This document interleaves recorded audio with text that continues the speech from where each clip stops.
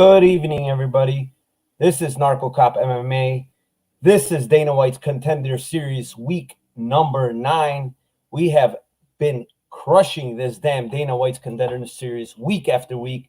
This podcast has been giving fucking fire picks along with my guests. They've been fantastic. This week, I'm going to have a new guy on my show, one of my buddies. We're in Discord together. He's an awesome capper. It's C. Hansen on Twitter. I'm going to bring him in a little bit along with Liam. You guys, everybody knows Liam. He's always on my show, always good at giving out good content. So without further ado, though, I'm going to go back and do a quick recap of last week, of how we did last week. And let me bring it up the actual screen here. Give me 1 second. All right. Can you guys see this? Yes. Okay, cool. All right. First fight, Pedro Falco against James Barnes. I actually had a really good bet here. I don't mind it whatsoever. It was a losing bet, but it was fight goes to decision at plus 175. I had 1 unit on that. I figured, Falco could get Barnes down to the ground, but I was also aware that Barnes was very versed on the ground, so I didn't think Falco was going to be able to sub him. He survived, did okay, did not look like as big of a dog as he was, but I think he tired out. The age caught up to him, and eventually Falco got him out of there with probably like a minute left. So that fucking bet kind of sucked to lose. But would I bet that plus 175 again? Of course I would. I think it was good value, but it was a loser at the end. So that was minus 1 unit on that fight. Fight number 2 was Armen Petrosyan against Kalon Kolav. We had a bet here. I had Petrosyan. I got in kind of early, not too early, because I wish I got in at that plus 2 something range, but I got him at minus 105 for 2.1 units. I just thought he was the better striker. He defended. I knew his get-ups were good. I mean, my breakdown was actually pretty good. Kolev went for his takedowns. He got some, but he couldn't keep Petrosyan down. He got up right away, tired this guy out. And then on the feet, man, this guy is brutal on the feet, knocked him out. Minus 105 was, in hindsight, like looking at that fight, this guy should have been probably minus 400 or 500, the way it looked on the feet and the way he was able to get up from the takedowns. So, 2 unit win there. That was great. I was happy, very, very happy with that bet. Next up, we have my boy, Caio Barajo against Jesse Murray. This guy made me a lot of money so far, two times so far on the Dana White's Contender Series. I had 5 units on this guy at minus 200. That's what it opened at. I know that line didn't last very long, but I had 5 units on that. I won 2.5 units there. I had also under 2.5 rounds, minus 130. That was insane, that line. I bet that for 2.6 units. So that one's another 2 unit winner. I had under 1.5 rounds at plus 105. That hit. And the one that didn't hit was Barreo by submission. He didn't even need it. He knocked him out on the feet. That was a plus 175 bet that didn't look so good. Next fight, real quick, Piero Rodriguez, Velasco Machado. This was a bummer. I kind of said on the show, let people keep on betting Rodriguez and let that Machado line keep going up, which is exactly what happened by fight time. I got in at plus 330 for a half a unit. Man, that fight was razor close. Man, you could have went either way. That maybe that late takedown with Rodriguez helped her, but man, for 4 minutes of that round, that last third round, Machado was winning that fight, and maybe that takedown and those late optics lost her the fight. But you know what? Again, a great bet, plus 330 for a half a unit. I lost a half a unit, but I take that bet again for sure. Last fight of the night, this was the interesting one where I said on stream, I had Renfro early line minus 110 for 2 units. But I also said on stream is now that the odds have completely, went away from that and they're plus, at the time it was like plus 300. I said, just wait because this Renfro line, this Parsons line is going to keep going up, which it did. It went up and I hit it at plus 340. I wish I hit it for more. I only did it for 0.75 units, and it won me 2.55. So that was, I guess you could say, kind of a hedge on my 2.2 units that I lost on Renfro. But that was an insane line to get that big, with a guy that Parsons that's so damn durable.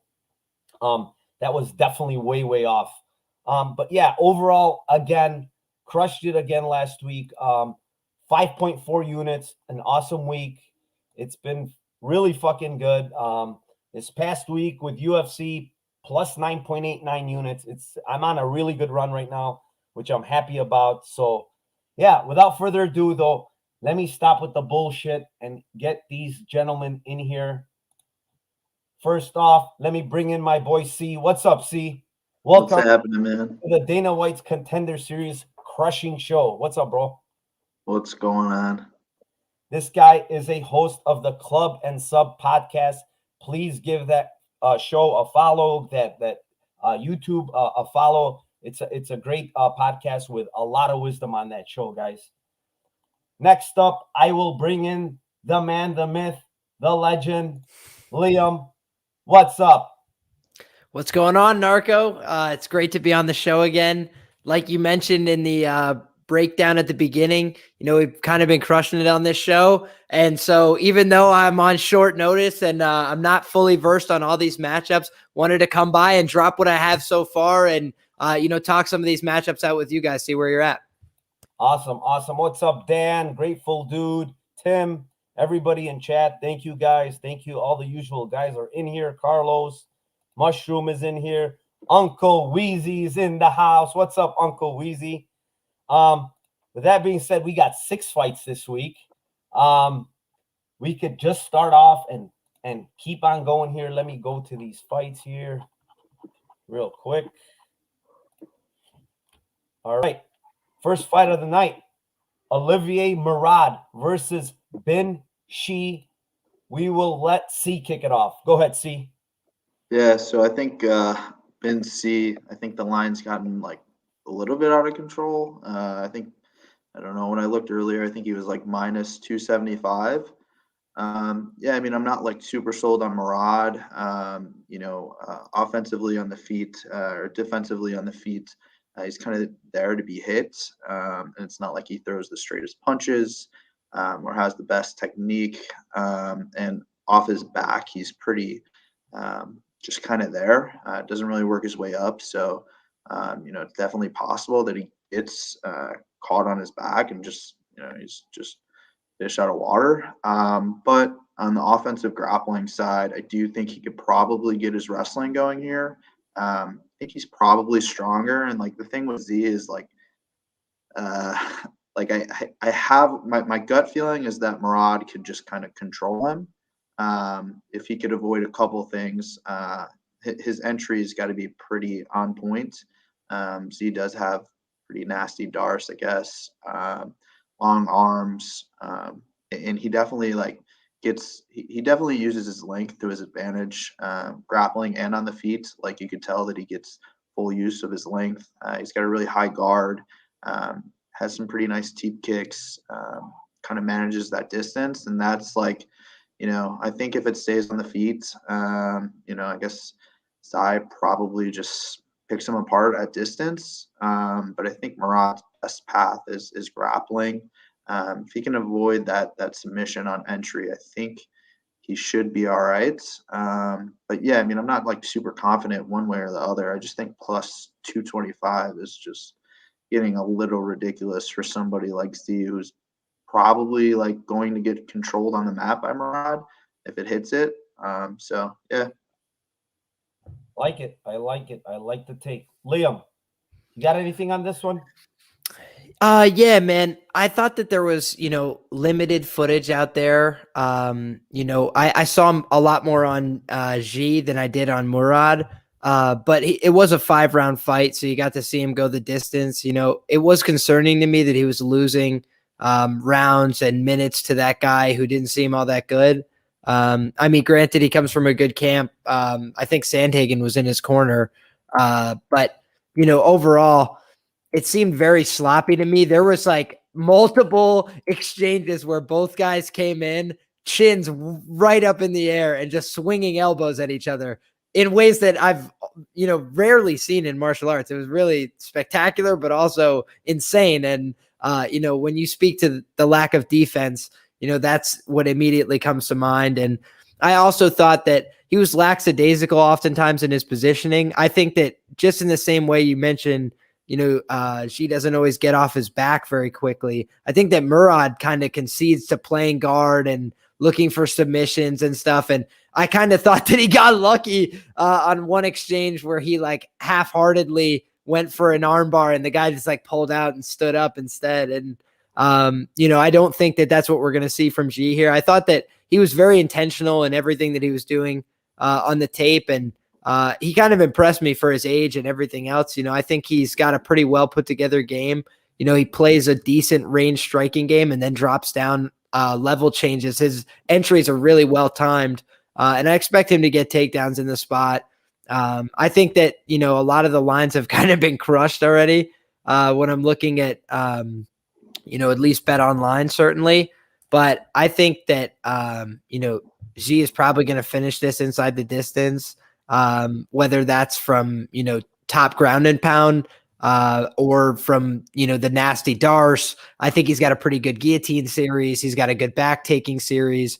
I think he's got a couple options here. And I'm just impressed by his positional control on the ground. He can float pretty well from position to position and threaten different attacks to open up passes. Like I saw him using the key lock as well as a way to set up his guillotine series and the Darce choke. So I just think that he's probably the more versed grappler. But I think ultimately it's hard to grade Murad. So I'm not going to have a huge investment in this fight, I don't think. But I do think she is the side, and I think he's probably going to win inside the distance. Great. I like the breakdown. I kind of agree with both of you guys in a sense. And Murad, 27 years old, guy is out of Freedom Fighters MMA. His boxing, I will say for sure, is very, very sloppy.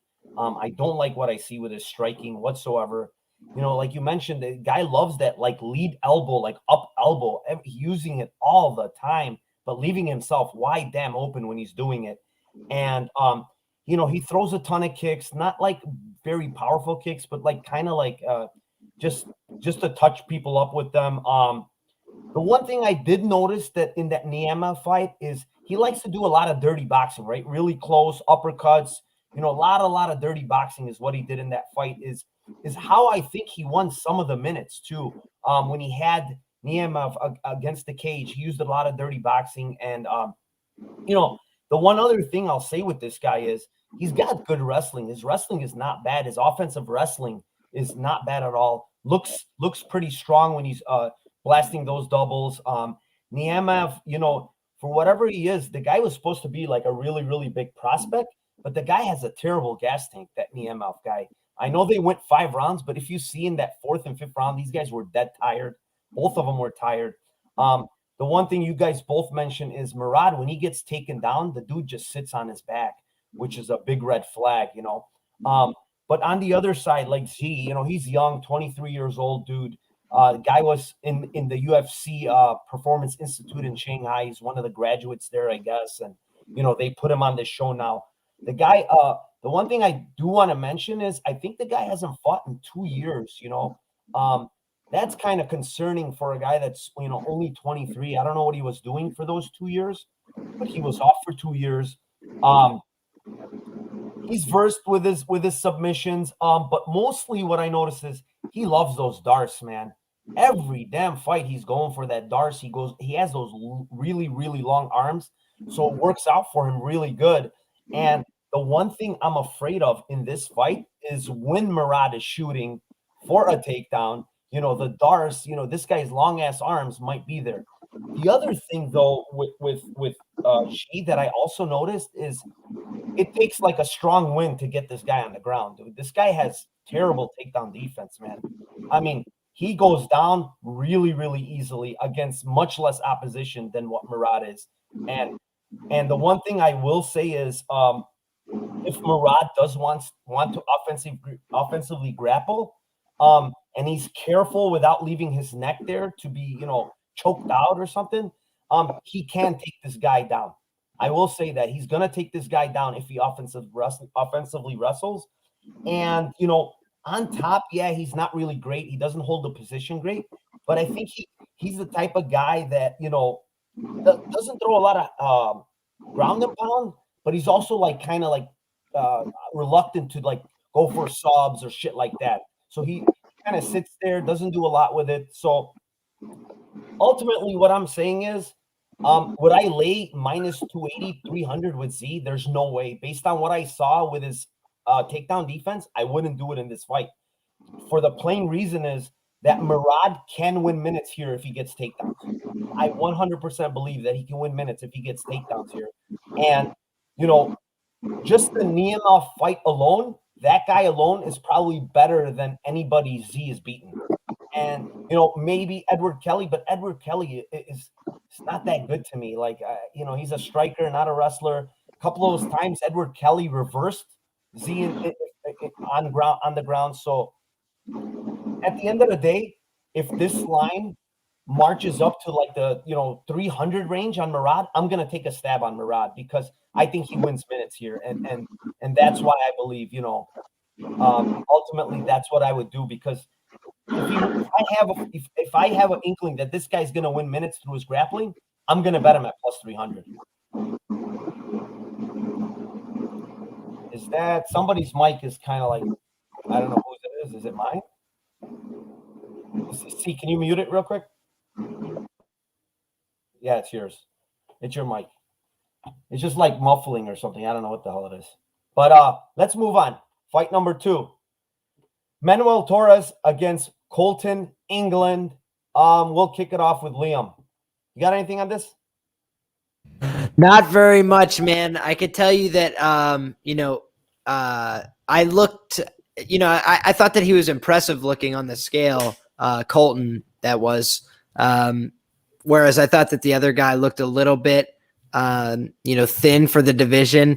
But, yeah, man, all I saw was the weigh-ins for these guys. I got to go back and watch more tape before I give a full opinion on this one. All right. Fair enough. I'll kick it off with Manuel Torres first. Dude is 26. He's from Entrum Gym in Mexico. We've seen a lot of these guys from Entrum Gym coming through Dana White's Contender Series. A lot of them have been successful too, actually. But with this guy, I watched some tape. There's not a lot of tape on this guy. Some of his tape was on his Facebook. But this guy, he likes a lot of kicking game. He likes the front kick. He likes the head kick. He throws them with snap. Aggressive striker. I would call him an aggressive striker, but he is kind of sloppy. His actual striking with his hands is not very good. They say, from what I've noticed, they say this guy is a striking coach at Entrum Gym. So I don't know how he's a striking coach. Hopefully he's more striking, showing the kicking game instead of the hands, because his hands to me are not that good. I think it's more of his kicking game that I like. What I will say is he's been subbed twice. Both of them were leg locks, heel hooks. One of them, he got his knee torn against the Calvo fight, I believe. He got his knee torn. So he was out for a little while recovering from that surgery and stuff like that. But when he's striking, he's got really huge movements, looping punches, not really straight punches, especially later on, I noticed it. So what I will say is his kicking game is really nice, and I like his kicking game. He does have some submissions. You don't see him proactively grappling. He's not the one initiating most of this grappling. He's getting them from other people that are actually grappling, and then he's eventually getting the sub. On the England side, there's a lot to like, especially this guy's story, dude. This guy's 28 years old. This guy was on his deathbed, man. He had a bad case of myeloid leukemia, and basically this was in 2019, so this is recent. Basically, the doctor told him, he overheard him saying something to his mom, and he said, "Hey, listen." And then he said, "What did you say?" And then the doctor told him, "Listen, you don't have a lot of time to live." He straight up told him that. And this guy, he said that when the doctor told him that, instead of, he said he was going to attack chemo, but the first thing he told his mom is, "I'm going right back to the gym and training, because that's the only thing that's going to make me feel good." And apparently this guy completely went in remission, recovered, and the doctor said this was one of the most unbelievable recoveries. So I mean, I just want to give out his story, dude, because it's a really, really nice story.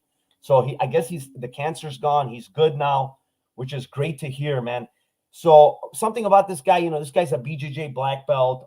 He's out of Renzo Gracie, Lake Houston. Striking is good, but his defensive skills are bad on the feet, dude. This guy gets hit a lot. His hands are down a lot. He's got good takedowns when he wants to use them, but he just doesn't offensive grapple much. He wants to pressure you, get you to the cage, and just start throwing punches. He's got power in his punches. He's got decent low kicks. His cardio checks out. Those are the things that I really like. His cardio is excellent. I mean, his power is there in the third round. Like, you see it. He's hurting people in the third round. But the one thing, like I said, is this guy's chin is there to be hit. His hands are down a lot, like not down to his waist, but they're down. They're not covering that chin. And he gets hit a lot. He's been knocked out in all 3 of his losses, which is a red flag. He got dropped in his fight against, let me get the guy's name, 2 fights ago, I believe it was. Yeah, Kenneth Glenn. Kenneth Glenn dropped him in that fight. I mean, this guy's there to be hit. And the one thing I will say here to look out for is the head kick, dude.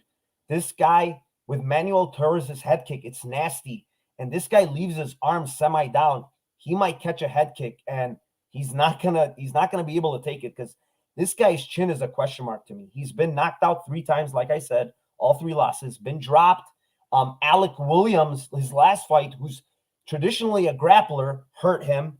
So, the red flags are there. A plus money number on Torres, I took it, plus 130. I don't mind that bet at all. I think Torres on the feet with the length too. I forgot to mention he's the longer guy, the taller guy. He's going to be able to touch up England. England leaves himself open. I like that. I took 1.5 units at plus 130. And I also did take, because I think, if England is to grapple a little, I don't think he's going to be able to sub this guy Torres. He's long. He's got long limbs. He's durable. Other than the heel hooks and stuff, this guy is durable. So I kind of like the over 2.5 at plus 150, 145 range. I think that's too big. I think these guys can go 3 rounds here in this fight. What do you got for us, C? You're on mute. Yeah. I don't disagree too much with you. I think originally when I was looking at it, I was thinking like Torres sub might be like a sneaky good number, just because I think England's a pretty good grappler. So I was thinking that it was going to be a pretty wide number, but honestly, it's way too short. Yeah, I didn't find a whole lot of footage on Torres, but he seems like, from what I could tell from the couple fights that I saw, he comes forward, kind of brings some action. Yeah, I agree. His hands aren't the best. Does have pretty solid kicks. I think on entries, he'll attack with a guillotine. And then on the England side, I only watched a couple of his fights, but one fight, I forgot which one it was. I think it was maybe his second or 2 fights ago or something. Heavy grappling approach. Looks solid, honestly, on top. Definitely knows what he's doing. But then I found, one fight where there's 2 fights where he got knocked out, and I watched both. And while he has like some good ideas within the pocket, and honestly, like, his offensive striking is not terrible or anything, but defensively, the dude's just like, I mean, he's there to be hit, and like he's like willing to engage like that, just kind of being a little bit reckless. In both times that I saw him get knocked out, it was kind of just like I don't know, he probably has a little bit of chinniness to him. So whether that comes into play versus Torres, who's really going to kick up in the air, but I think if Torres kind of brings it to him, honestly, he probably could make England fold, just hitting them a few times in the chin. And whatever KO1 is, like, might be a good price, because it's probably one of those like fights where, like, if the knockout happens, it's probably pretty early. Like, you're going to know whether or not his chin's going to hold up pretty early in the fight. So Yeah, I think at the current line, probably just. I mean, I have a slight lean toward Torres. I think you got plus 130. It's a pretty good number. Plus 105. I think he's sitting at right now. Don't feel like super confident in it, but I'd say I know you're on the over, but kind of think the under is sneaky because these guys are going to. I just think there's going to be some action in there. Awesome. I just locked in plus 600 on Torres by KO. I wanted to mention that because someone put it up here. I did play that too. I took a Torres KO plus 600. The head kick, man, I honestly think that might land because England is deficient when it comes to keeping his hands up. And with Torres, he got KO'd on the amateurs too. I just went back and looked. He's been KO'd even before the professionals. That's a big red flag. The thing is, what I will say is from what I heard from his interviews and stuff and what he said, and I don't know how true this is, he said prior to his leukemia, his body kept locking up on him. If you go back and look at this guy, England, he's pulled out of a fight, a lot of fights, not one or two, a lot of fights. So he says that a lot of times he's in the back and his body just locks up. There's times he fell to the ground, he says. So whether that's part of, to do with his, chin issues and stuff like that, I don't know. But to me, honestly, even with the Kenneth Glenn fight, he got knocked down in that fight. I believe he does have some kind of chin issue. And if you do have a chin issue with a guy like Torres, who, I'm not going to say he has the best, striking with his hands, but man, his kicks are nasty. And he might even eat that front kick, dude. He loves to throw that front kick. So he's really long too. So we'll see. We kind of all agree in a sense that we should probably play the Torres side instead of laying the money with England. But, I don't hate what England brings to the table. It's just his chin is very, very iffy to me. With that being said, we will move on to fight number 3. It is Yan against Karine Silva. I can kick this one off. I don't have a lot on this fight, honestly. Silva, 26-year-old out of the Tata fight team in Brazil. There's a lot of good fighters there in that team. She's got, her striking to me is not very good. But she has a good kicking game. It's you know what? I'm sorry. I'm looking at the wrong Silva. 27 years old. She fights out of Gil Ribeiro team. Sorry, in Brazil. She actually has. It's also a very good team. But this girl's looking to take the fight to the ground. Let's not mistake anything. She's very good on the ground. She hunts for submissions while she's down there nonstop. The 2 losses or what does she have? I think she has 2 of her losses were to pretty good girls in Maktikina and Marina Moroz, who's in the UFC. So those losses are not really bad. But she got subbed, by both girls, I believe. And for a girl that's known for her jiu-jitsu, getting subbed by those girls is not a great look. But you see it when she's actually the one girl, dude, she snapped the girl's hand off. If you saw it, the one against City Rocha, her last fight, the actual girl's arm snapped in half. It was nasty. If you don't want to see anything gruesome, don't go watch that. The girl didn't even tap. She came out of the armbar with her arm half snapped. So it was really, really nasty. She's got really good jiu-jitsu from bottom. She's hunting for subs like crazy. Positionally, she's not good because if you're constantly hunting for subs, you're not going to be very good positionally because she's trying to always go for it. On the Yan side, she's 25.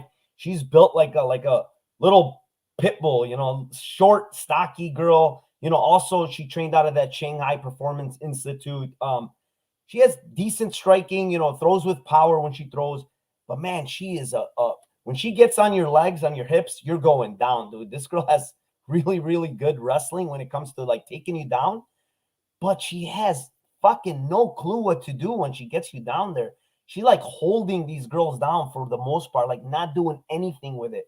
Watching the fight against that girl from Greece that she lost to Kelandu, like she literally held her down there and did absolutely nothing. And the girl Kelandu just did more from bottom and probably was winning minutes before she knocked her out in the third. And that's the other thing I want to mention. Her gas tank absolutely sucks. Whether it's because, she's really stocky built, but man, that gas tank sucks, guys. She was huffing and puffing after the first round against that girl Elendu, and all she did was hold her down on the ground. So I don't know what the deal is with this girl's cardio. Can she take Silva down? Yes. Will that give Silva more opportunities to get the sub? Yes. So for me, I'm not going to lay this big number with Silva, minus, 240, 250, whatever. It's 265 now. But what I did play is the submission prop on Silva. It is plus 350 on Bet Online. I like it. I think she's going to have opportunities to sub this girl. And also to mention, Silva looked a lot thicker at weigh-ins today. So she looks like she put on some size for this girl. So we'll see what happens. But I like the Silva prop here with the submission. What do you got for us, C? You're muted. Oh, shit. Sorry, I was muted. Yeah, so I wasn't originally gonna spend a lot of time looking into this one, and then I did look into it a little bit, but yeah, I think Silva's actually moving down in weight, so she does look like she's gonna have a significant size advantage. They're both horrendous on the feet, although I give a edge to the Chinese Yan.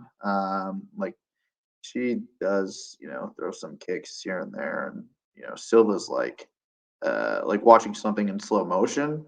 So it's I even in the grappling department, I actually think Jan's the better wrestler. But yeah, I mean, she's kind of pretty clueless. And then yeah, I mean, I guess Silva does attack and has decent submissions, but I mean, she got heel hooked by this Russian. I mean, honestly, how good is she if she's getting heel hooked by what's that chick's name? She fought in Bellator. She's garbage. Magdalena or something like that. Yeah. Sure. Yeah. I mean, I think when I was looking on her Instagram, Korean Silva's a brown belt, but I mean, come on, what's going on there?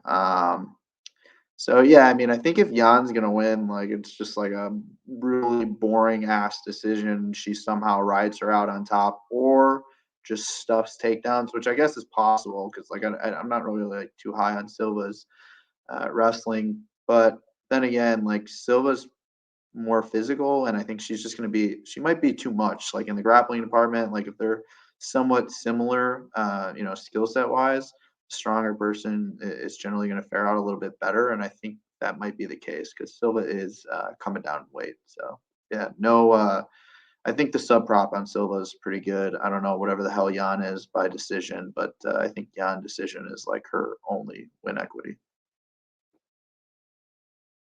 Awesome breakdown. Liam. Yeah, well, I can definitely contribute that Jan decision is plus 400 on Bet Online, so that does seem like a better way to target it than the money line because there's pretty significant edge in value there if that's the side that you're on. That being said, I kind of lean towards the Silva side as well. Like I mentioned, for some of these fights that I didn't get to tape in as great a depth, seeing the weigh-ins is something that is really important to me, especially for capping a women's MMA fight that I think may be primarily decided based on the grappling. And so for this fight, I do think I'm going to favor Silva here. And the only thing that concerns me is just the build of her opponent is kind of a tough build to submit. But I do think with 15 minutes to work, and if you're going to have opportunities in guard and in transitions in the clinch, the person with better jiu-jitsu who's a little bit more physical and strong is probably going to be able to get to an advantageous position at some point and probably put her in danger. So at plus 350, I feel like that's a good spot for, quarter unit, half unit shot.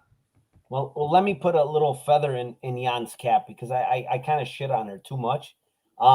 She did beat Leah Hang, whatever that girl was that went to war with Carnelossi in that insane fight. I don't know if you guys remember it, but it was Carnelossi against Liang or whatever her name was. Liang. Na Liang. So she has a win over her by armbar. So, but I don't want like Dan is saying here, like it's gonna blow this girl. Physicality matters. Listen, I'm telling you right now, that girl, Yan, she's strong, man. She's powerful. Don't think she's like some slouch that she's gonna just bully her around. I don't think that's gonna happen. She's powerful herself. She can land takedowns herself. I see him. She's extremely strong when she's taking these girls down. I watched a lot of her fights. But again, man, her gas tank, dude, it's horrible. And I think Silva might get her out. Like if I was to play a sub prop here, I would probably play it in like the second or third round because this girl probably death gasses by then, and it's just going to be easier for Silva to get it. But that's enough on this barn burner of a fight. We'll move on to fight number 4, which is really disappointing for me. It's Javad Basharat against Oran Kalon. We'll shoot it to see. Give us some info on this fight, C, because this fight really fucked me up. Yeah, same here. Honestly, I don't know that I've ever seen like a fight with so much misinformation.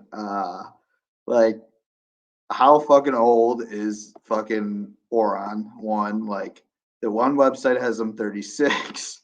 The one like Tapology has him 40. UFC Stats has him 37. He's in an interview from 2 years ago where he's 32. I'm like, how fucking old is the guy? Just like give us a number.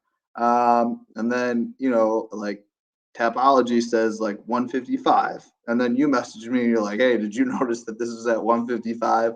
And I was like, no, but that's interesting because like Javid, when I was looking at it, was scheduled to fight at like 135 versus Bruno Oliveira like a month ago. I was like, how the hell can okay, that seems like drastic. Like what? So like I would have expected Oran, who everything from I can see from him looks like he's like pretty built. Looks like he packs on the size. He's fought at 145 a few times. So that was wrong. It's at 135. And he came in 4 pounds over. Looked pretty drained from what I could see in the picture. And then on top of that, like it says he's 5'8". And he's like maybe 5'5". Like I honestly, I don't know. Like I definitely like the size thing kind of threw me off. But in general, when I was taping it though, I do think Oran has skills. Like he's got pretty snappy kicks. He understands distance management. He's got pretty explosive takedowns, decent entries. Honestly, I liked what I saw from him. Whereas Javid, like I understand, like he's long, goes for some front chokes. I think on the feet, he has a lot of wasted movement. He's constantly shifting, but most of the times where he's shifting, I just kind of think it's like wasted. And I think when he tries to close distance, he's just going to kind of get sniped. And I think like the thing with Oran, man, his kicks are really they're pretty snappy. I liked how he ended combinations with leg kicks.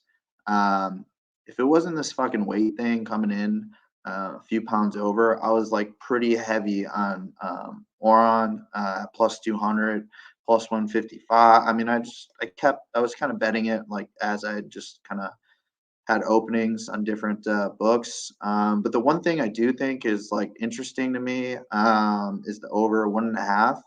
It's like even money. And like I don't think that either's super likely to finish one another early. But yeah, I mean, they both have suspect. Their opponents' like strength of schedule is pretty suspect. More so, honestly, on Oran's side. But yeah, after the weigh-ins pass, I think I like the over, and I wouldn't be too surprised if Oran maybe found a later round finish. But yeah, over 7.5 minutes for 135ers at even money is pretty solid. Awesome. Good breakdown. Liam, did you tape this one? I did, man. Yeah, this was the other fight that I really got to dig into. And Man, I had some of the same takes. I think that the body kicking from Oren is like his best tool on the feet. He throws it a lot. People don't seem to be able to get the timing of it very easily. Like C mentioned, they're kind of snappy. They come quickly. There's not a lot of time to read and react. But that being said, I do think that I thought that Javid, he's kind of herky-jerky on the feet, but I do think he's largely pretty effective in getting to his own entries. And, he doesn't have the same kind of, power and slam double. I was actually really impressed a few times by like the strength of Oren to just like lift somebody and throw him. He caught a knee that somebody was throwing on the regionals and lifted the guy up with a crotch lift and literally had the guy like up as high as the cage. It was kind of crazy. But I also think that, it was a little gimmicky and it was probably benefited by the low level of competition.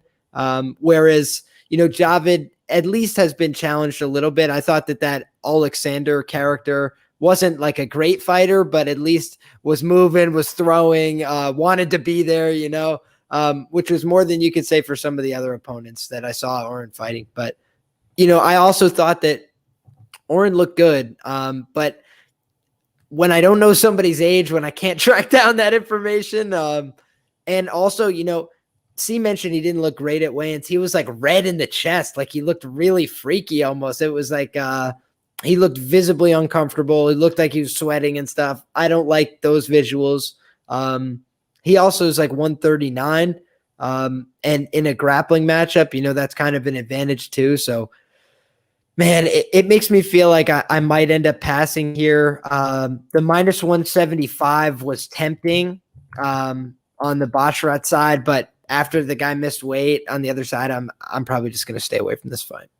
Awesome. So full disclosure, before I even say anything, I loved Oran in this fight. Once I taped it, I saw the plus 210. I jumped on it right away for 2 units. I'm going to start off on the Basharat side. The guy has a Taekwondo background. Guys, so he's out of the shoot fighters in London. I guess that's where he trains. He's a younger guy. I guess this guy's a prospect, watching him, this guy's all about his a lot of kicking, right? A lot of switching stances, a lot of moving, but like C mentioned, which I totally agree, a lot of wasted movements, like a lot of switching stances, doing nothing with it, a lot of moving around, stuff like that when he's not doing absolutely anything with it, just wasting energy or whatever, for whatever reason. But what I will say is he manages distance really well. He does have good footwork, really, really good footwork. And that comes, I guess, from his Taekwondo background. Good counter striking. I noticed that a lot with him. But I also noticed he's very low volume. The guy doesn't have and a lot of these karate guys, these karate style guys, most of them are low volume from what we see for the most part. So he's one of them too. Kind of fought low level opponents too. Has really, really good guillotines though. I noticed that with his chokes, like when he gets them on there, like he is like nasty with them. He gets them and he just cranks on that neck. The guy, the one thing, has good ground and pound when he gets you down there, has, good body lock takedowns. But a red flag, I guess you could say with him is the guy's only been to the second round one time. Okay. Never been past the second, got all of his guys out of there. He's undefeated, 10-0, never been out of the second round. On the Kalon side, this is where the issue started with me. When I initially went through my, all my stuff, I noticed that the guy did not look whatsoever near 40, Then I saw that interview he had with a guy in Vegas, and they actually confirmed, they kind of said he's 32 at the time, which is 2 years ago. I'm like, okay, this guy is probably more of the 34, 35 years of age. So then I dug in a little more, and I see this guy's been coming and going, and I guess he trained a long time at Extreme Couture, which was before it was he went to Drysdale, and I guess when you listen to the interviews of other people talking about this guy used to dominate UFC level fighters in training. That's what they said. That's what I read. I'm like, holy fuck. So then I watched some of his tape, and his tape checks out, man. His tape, he's got really good striking. He's very, very fucking strong. This guy is extremely strong. He's chucking people around like nothing. You know, the other thing you noticed is go look at his flying triangle on Bellator, dude. That's sick. He does a full body, you know, a flying triangle, gets the guy in a flying triangle, submits him on Bellator. The guy is black belt in BJJ, has like 6, 7 different black belts, I guess in capoeira, all these different, you know, different black belts he has. Karate, you know, guy is extensive background in judo and wrestling, and you see it on tape. Like, I know he's fighting low-level guys, but he's demolishing these guys. He's, you know, he's toying with them. If you see in some of these fights, he's literally toying with them. He like doesn't want to get him, you know, put him out there or whatever he's doing. So he has the skills. But this is where the issue came. I watched the weigh-ins, and I'm thinking this fight is going to be at 155, right? And that was another part of why I wanted to bet it, is because Javad has fought at 135 his whole career. So I'm like, okay, this guy's moving up 2 weight classes against a strong guy that's chucking around 155 pounders. When he's going to get this guy to the ground, this guy's screwed, right? Then I see the weigh-ins, and Javad's weighing in at 135. I'm like, what the fuck's going on here? So then, you know, Kalon is the last guy to weigh in, and I'm already like, oh, this guy's not going to make weight. He's fought 155 his whole career. How is he going to make 135 all of a sudden? He gets on there. He's beat red. Like you said, all his body is red. His face is all fucking red. And I'm looking at his, like, he looks horrible. He looks miserable. He doesn't want to be there. Gets on the scales. Of course, he misses weight to 139. And then, like, at face-offs, dude, this guy just did not look right, man. And I'm like, you know, to myself, I got a good number at plus 210, but I'm getting the fuck out of this line. So I bet the other side for, you know, to cover my ass, basically. I took Javad at minus 180 for 3.6 units. I had Oren at plus 210 for 2 units. So I'm basically, what I'm doing is I'm free rolling a Oren side right now. But please do not fucking bet him right now. I don't trust what happened at the weigh-ins. I don't trust, you know, them telling us he's 5'8" on Tapology when this guy clearly was 4 or 5 inches shorter at face-offs than Javad, which is, it looked funny, man. I'm like, how is this guy 155? He looks smaller than Javad. I'm like, this is fucked up. So I kind of got out of the bet. I wanted to go in detail because I really love the Oren side when it comes to skills. I didn't think, you know, I thought he can grapple him. I thought he can outstrike him, actually, because I think he has the better hands. But it is what it is. But what I do have for you guys is on this bet, I like the under 2.5 at minus 115. I bet it for 2.3 units. Both guys have never been to a decision, guys. Every single one of their wins have been inside the distance. And now you're getting a guy that's probably drained. And if I was to take a guess, he might just go for it in the first round or first 7.5 minutes because he didn't look good. And I'm thinking he wants that UFC contract. He always talks about how he wants this UFC contract. He's not going to get it now, but maybe if he gets that knockout or he gets that early win, they're going to give him another shot. So for me, the under is the play. I'm out of everything else. It's have 2.3 units on the under 2.5. I think it's a good spot. These guys never been. I don't even think they've been ever to the third round, to be honest. I'm not sure of, they've never actually been to a third round, both guys, man. So how could you not like the under 2.5? I know they fought weak competition, but they both have strengths and they both have power. So I'm going to take the under 2.5 here all day, all night. That line might actually move, in my opinion. But we will move on from that shit fest of a fight that screwed me up. Fight number 5, Christian Kenyon against Long Zhao. It is off to Liam. What do you got? Yeah, so there's very limited tape and information on Long Zhao, but I did watch the one fight that I was able to find. And he's training with Keeling Aori and Shanji Jindu in China. So, at least there's another UFC level fighter around his weight class in there. But Keeling Aori wasn't very impressive, in my opinion, in his UFC performance. So I'm not sure exactly what to make of that. And the fight that I was able to watch was the Chris Wace fight, which was from 2017. So, again, it's not really recent data doesn't give you a tremendous idea. But what I will say is that, at 19 years of age, I was, pretty impressed by his hardness, tenacity. And, I think that overall, he showed pretty decent skills there. He was listed as a wrestle boxer. He doesn't really have an ideal frame. He's got like a negative ratio of reach to height, which is, not always what I want to see when I'm backing somebody as a prize fighter. But I think he understands where he's strong. He gets after the wrestling a lot of the time. At least in this fight, he was pretty active in getting after it. So I think that, this is a fight that I got to dig deeper on the Quinones side before I would, have much of a read there. But I just think that, this is a fight where it's hard to take a serious investment. What I will say is that Long was able to get underhooks pretty consistently. When he was in bad positions, he worked his way back out of them oftentimes. So, just some of the things I'd like to see from somebody, especially at a young age. I think he was 2-4 in his professional career at the time. So, was not expected to win that fight. Commentary was talking about how this was like a fight where, I forget his opponent's name now, Wace or whatever it is, was like going to go on to fight for the organization's bantamweight title fight.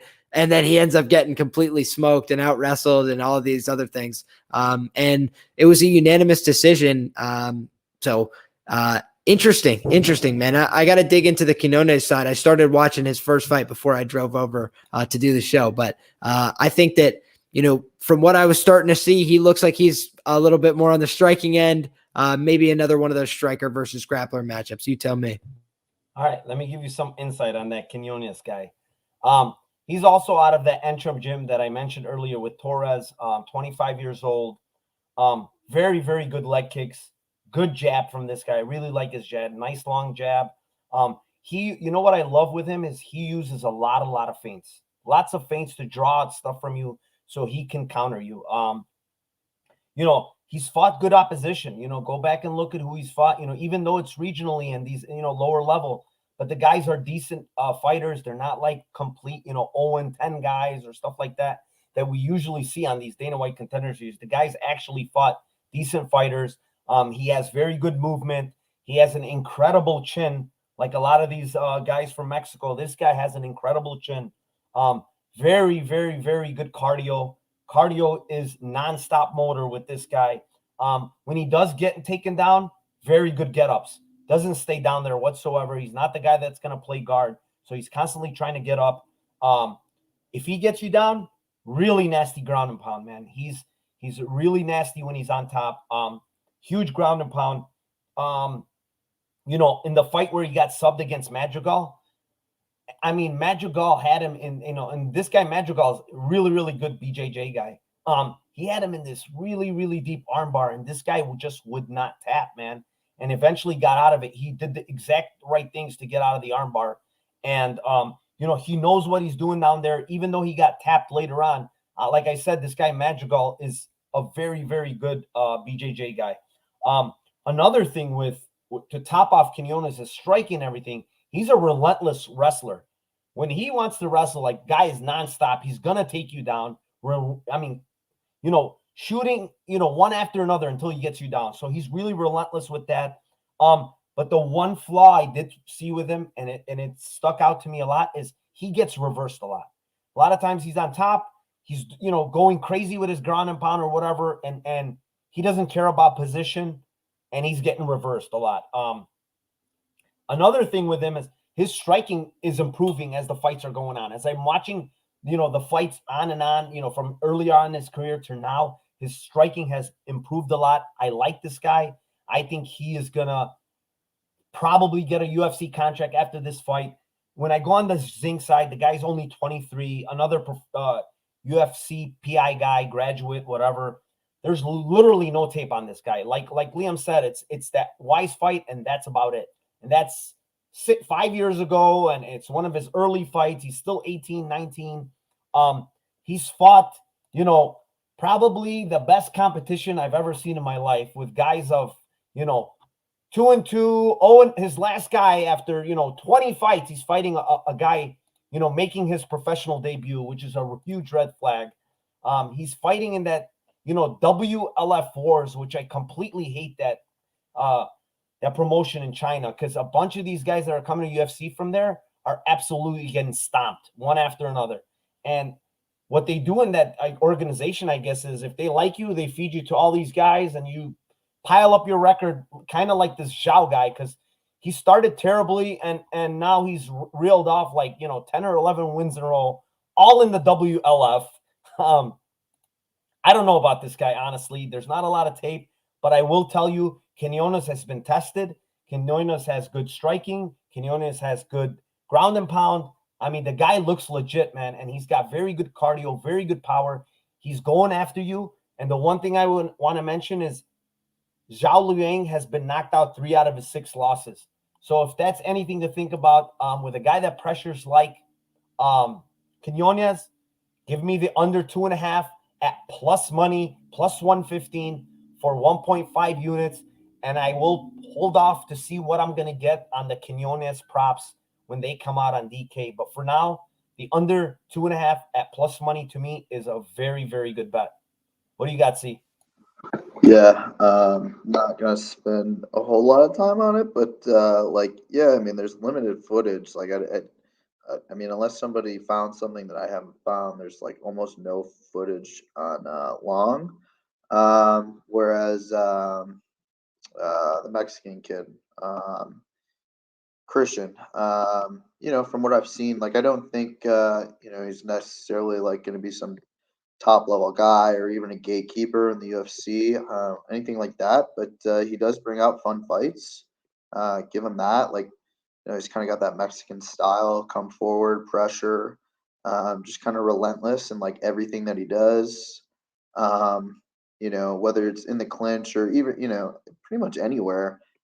He's pretty just relentless in general. And I think his style is going to force a finish one way or the other. Yeah, there's definitely a little bit of, guesswork going on here with this fight. But I just tend to think that someone like Christian is going to draw unders. He's there to, it's be killed or kill type mentality. So getting plus money on the under 2.5 is pretty damn good. I did take it too. I took it for 1.5 units, but I'll probably add a little bit more just because most of my action got wiped out on Oron. So yeah. Yeah, I like it. I mean, I'm probably gonna try to get the ITD if I can get a decent line on Quinones, maybe even the KO. Go back, look at this guy's record. I know it's he's won 11 in a row, but even the guys that are 5-1 or 5-0, the guy that he fought that's 5-0, that's 5-2 now. He knocked him out in the 3rd round, or rear naked choke in the third round. Sorry, but then the guy proceeds to lose to a 4-4 guy next. I mean, these guys, he's fighting are nobody's guys.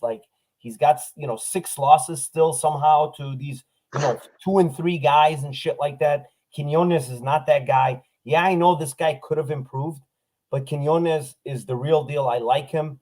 I'm not saying he's going to be some killer in the UFC, but the guy has skills, and I really believe this is going to be easy pickings for him, honestly. Liam, what's up? You had something to say?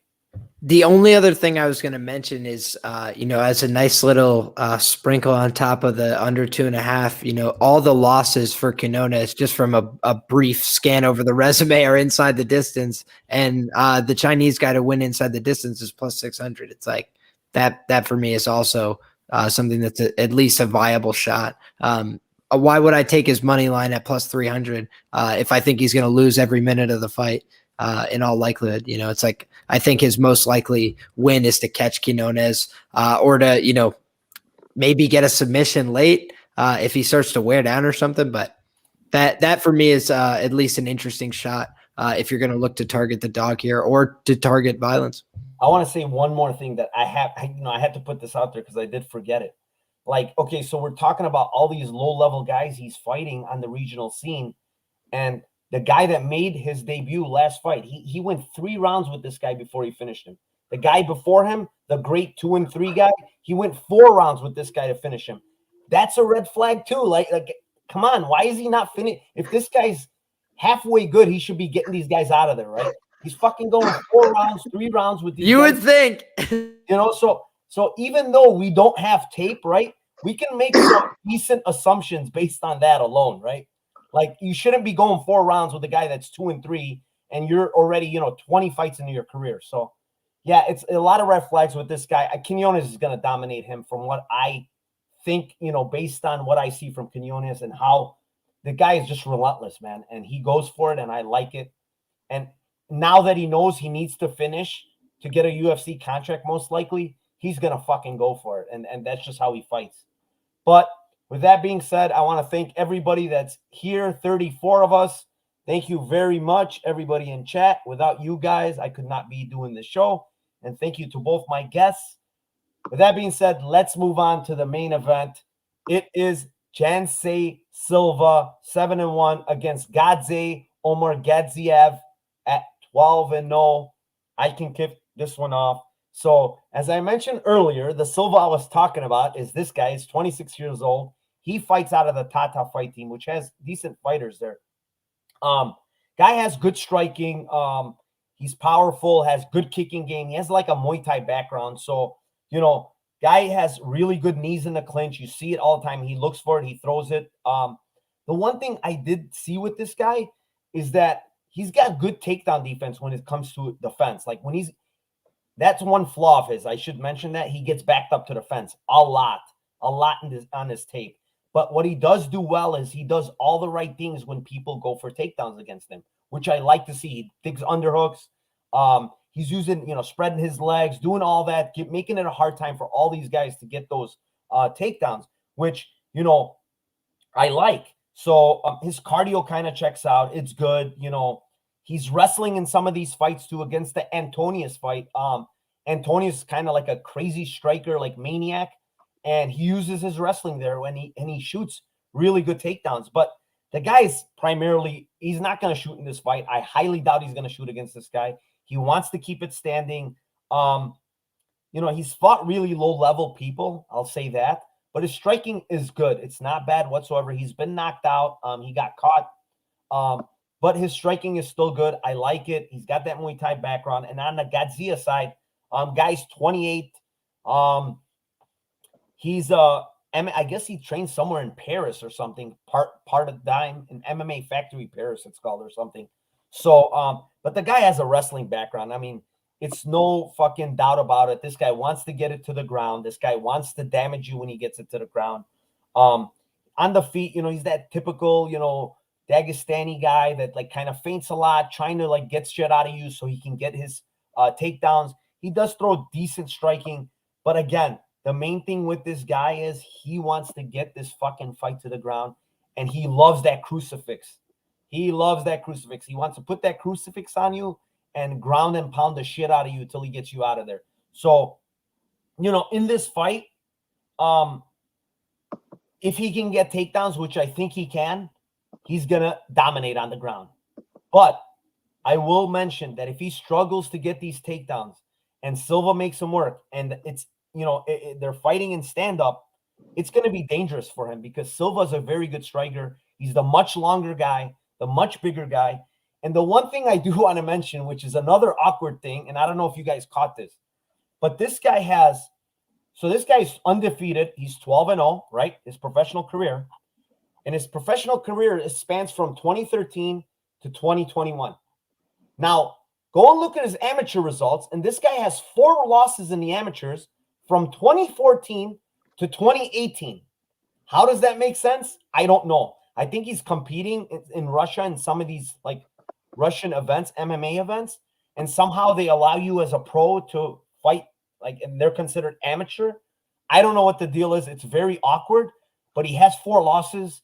They're during his professional career, but they're in the amateurs. So make of it whatever you want. I watched some of those King of Cup or whatever Cup of Russia fights. They're actually MMA fights. So he's losing MMA fights as an amateur. It didn't count in his professional record. I don't know what to make of that, honestly. But I will say I have a bet on Silva at plus 550, a small poke on him because of those reasons, he has losses. I don't believe this guy is that killer that they're making him out to be. He has good wrestling, has good ground and pound, but Silva has good takedown defense. And that's the only reason why I poked here with Silva, is because I like what I saw with his takedown defense. Even though it's a much lesser wrestlers, but I still like he had the right ideas. And again, Godzi's losses are, I don't know, he's 12-0, but again, I don't know if he's really 12-0. Is he 12-0? What's up, Liam? I was just going to mention that the guys that he was losing to, if you go through and look at how they did as professionals, those guys that he lost to in the amateur, they're all studs. Like I think one guy was like 5-2, but everybody else was like a stud who's like running it in ACB or somewhere else over in Russia. So for whatever it's worth, it wasn't like he was losing to just like, 2-1 bum or whatever, like the last guy we were talking about. At least in fairness, these guys had serious records as professionals. Magomedov, he's lost to him twice, was 5-2 as a professional. He didn't really do. I mean, I looked at it pretty. That's what I noticed. But I looked at him. He wasn't like anything. He shouldn't be losing to that guy twice if he's like something really special like he is. So the other guys, I agree that the Vermelchov guy, I've watched him. He's good. And Dennis Maher is good too. So yeah, I mean, those two losses.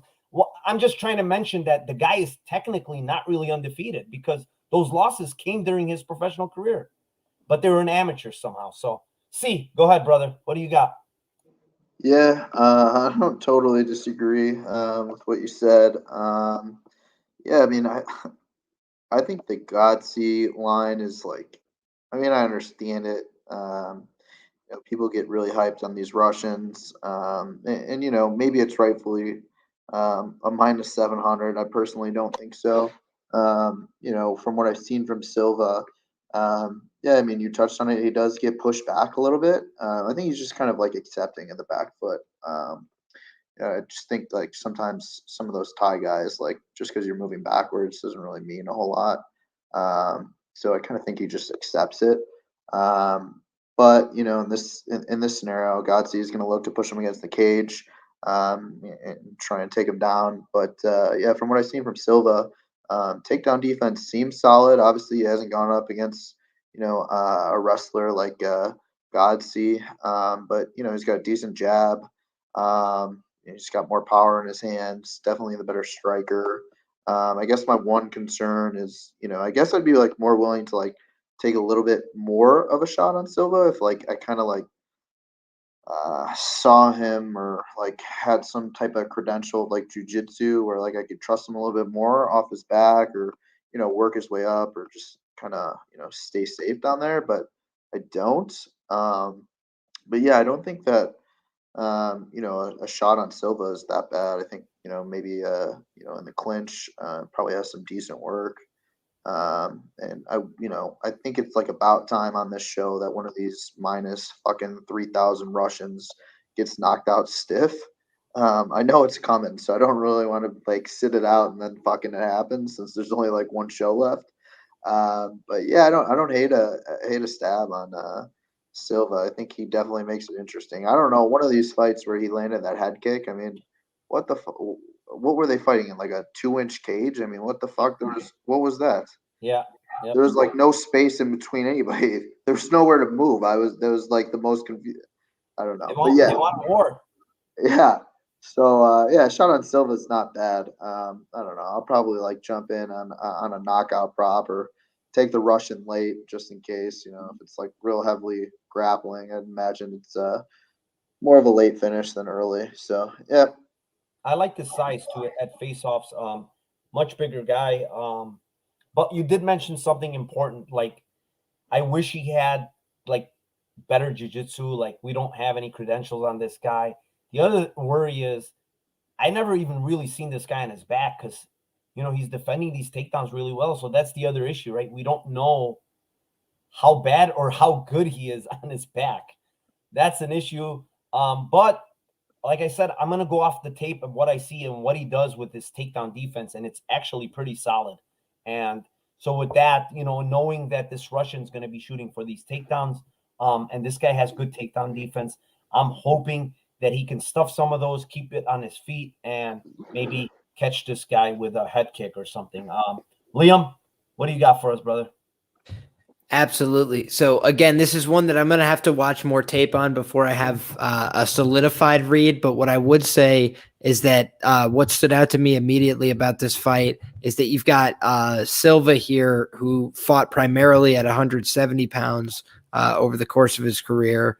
And then you've got the Russian fellow. I'm not going to try my hand at that pronunciation with all due respect. This guy has been fighting at 185. And so I think that he's probably going to be the bigger guy. I think that if he tries to put on a grappling game plan, that's only going to be to his benefit to have extra size on him.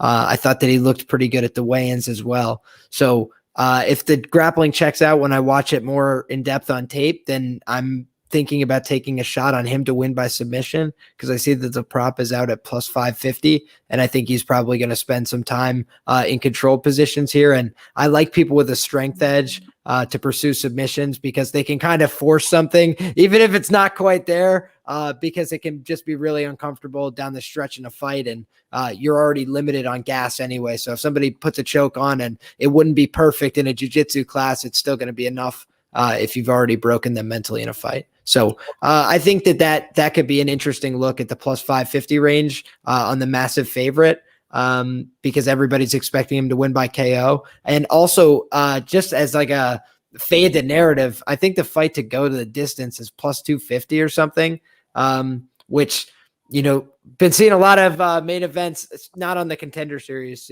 obviously, but in the UFC going the full distance. And I think that this should be a competitive fight. If we are seeing stuffed takedowns here, then we could see a lot of grinding up against the fence. Some clinch minutes just get wasted in those positions. And I think that maybe an overlook or maybe the fight goes to decision as a way to fade the narrative could be interesting. But I'll report back after I get through all the tape. Yeah, I like actually the submission prop. I didn't even actually look at it because, again, we don't know much about Silva on his back. So we do know this Russian, has devastating ground and pound. So, with that being said, he might get one of those, get on top, and this guy gives up his back because of the ground and pound and gets a rear naked choke or something. So I don't hate that plus 5. I think that's too big. So maybe I will take a shot with that. Anything else to add? If not, again, thank you to everybody in chat. I appreciate you guys, 33 of you. This show has absolutely been fucking crushing the Dana White's Contender Series. I hope we keep it going this week. But with that being said, C, I'm going to leave it off to you. Tell them where they can find you, or if you want to throw in something, anything, go ahead, brother. Sure. I'm on Twitter at CHanson10, so drop a follow. Thanks. Liam, what do you got there, brother? Tell them where they can find you. You got a million things. You got, writing articles. The guy is fucking going to fight in his first professional MMA fight. And, go ahead. Yeah, absolutely, Narco. Appreciate you having me on, boss. I'm always happy to join you. I do my own Contender Series breakdown, guys, every week. It's right before the Contender Series event gets started. So that's me and Gordo Gambles, normally around 6:30 to 7 o'clock. I don't like to put down a definitive time because I go and place my bets over that Jersey border and drive back to do a live show leading you right into the Contender Series. I will also be back with MMA Lock of the Night and Sean Orr this week on my show, Liam Picks Fights, UFC 267. Really excited to break down a tremendous card with those guys. And you can find all my work at Liam Picks Fights, Twitter, YouTube, Instagram. Appreciate when you do. Writing articles for Roto Grinder, Scores and Odds. You can find my premium picks. God bless you all. Enjoy those fights. Until next time. Appreciate you. Awesome, Liam. Thank you. Thank you for coming on, man. Yeah, so with me, it's Narco Cop on Twitter, Narco Cop MMA, this YouTube channel. Please hit the like. Please subscribe to the channel. It helps out. And the other thing I have going is the Friday Lambo Plays podcast. That show has been insane. A bunch of big money props we've been hitting. This week was absolutely nuts. The amount of big money props we hit. That it related to that big win this week. I'm sure for you too, Liam. So yeah, it's been an awesome show. I'll have probably 2 or 3 guests this week. I'll announce it later. But yeah, thank you everybody. Have a great night. and good luck, and let's cash those bets.